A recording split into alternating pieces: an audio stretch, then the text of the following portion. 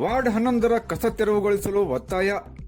ನಗರದ ವಾರ್ಡ್ 11ರ ಟ್ರೆಜರರಿ ಕಚೇರಿ ಮತ್ತು ಇಲ್ಲಿಂದ ಬಾಂಬುಗೇಟ್ ಹೋಗುವ ರಸ್ತೆ, ಮರಾಠ ಮಂಗಲ ಕಾರ್ಯಾಲಯ ಹಾಗೂ ನ್ಯಾಯಾಧೀಶರ ಮನೆಯ ಪಕ್ಕದ ರಸ್ತೆಯ ಇಕ್ಕೆಲಗಳಲ್ಲಿ ಕಸಕಡ್ಡಿಗಳು ತುಂಬಿಕೊಂಡಿದ್ದು ಸ್ವಚ್ಛಗೊಳಿಸುವಂತೆ ಈ ಭಾಗದ ಸಾರ್ವಜನಿಕರು ನಗರಾಡಳಿತವನ್ನು ಒತ್ತಾಯಿಸಿದ್ದಾರೆ.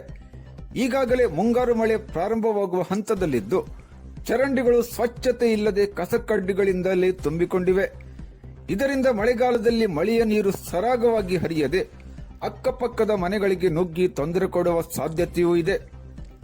ಈ ಭಾಗದ ರಸ್ತೆ ಪಕ್ಕದಲ್ಲಿ ಸಂಗ್ರಹಗೊಂಡಿರುವ ಕಸಕಡ್ಡಿಗಳು ಮತ್ತು ಚರಂಡಿಗಳನ್ನು ಸ್ವಚ್ಛಗೊಳಿಸಲು ಸಂಬಂಧಪಟ್ಟವರಿಗೆ ತಿಳಿಸಿದರೂ ಯಾರೂ ಈ ಸ್ಥಳಕ್ಕೆ ಬರುತ್ತಿಲ್ಲ ಎಂದು ಸ್ಥಳೀಯರು ಆರೋಪಿಸಿದ್ದಾರೆ. ಮಳೆಗಾಲಕ್ಕೂ ಮೊದಲು ಗಬ್ಬು ನಾರುತ್ತಿರುವ ಈ ಪ್ರದೇಶವನ್ನು ಸ್ವಚ್ಛಗೊಳಿಸಬೇಕೆಂದು ಅವರು ಒತ್ತಾಯಿಸಿದ್ದಾರೆ.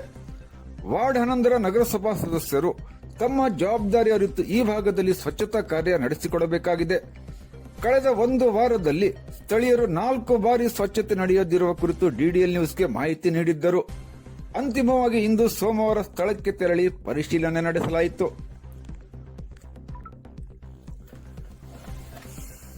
ಯಾರು ಬಂದ್ರ ಹೇಳಿದ್ರ ಬರೋಂಗಿಲ್ರಿ ಸರ, ಯಾರು ಬರೋಂಗಿಲ್ಲ. ಒಂದು 15 ದಿವಸ ಕಸ ಬಿದ್ದಿಲ್ಲ. ಗಾಡಿ ಬಂದ್ರೂ ಹೇಳೋಂಗಿಲ್ಲ, ತಗೊಳಂಗಿಲ್ಲ. Municipality complaint ಕೊಟ್ಟಿದ್ರಿ? ಕೊಟ್ಟಾರಂತಲ್ಲ ಇವ್ರು ಮುಸ್ಲಿಂ ಕೊಟ್ಟಾರಂತ. ಇಲ್ರಿ, ಎಲ್ಲ ಗಲೀಜ್ ಐತಿ. ಎಷ್ಟು ದಿನ ಆಯ್ತು ಗಟ್ರದ? ಯಾರು ತೆಗ್ದಿಲ್ಲ. ಎಷ್ಟು ದಿವಸ ಆದ್ರೂ ತೆಗ್ದೇ ಇಲ್ಲ ಅಲ್ಲಿ.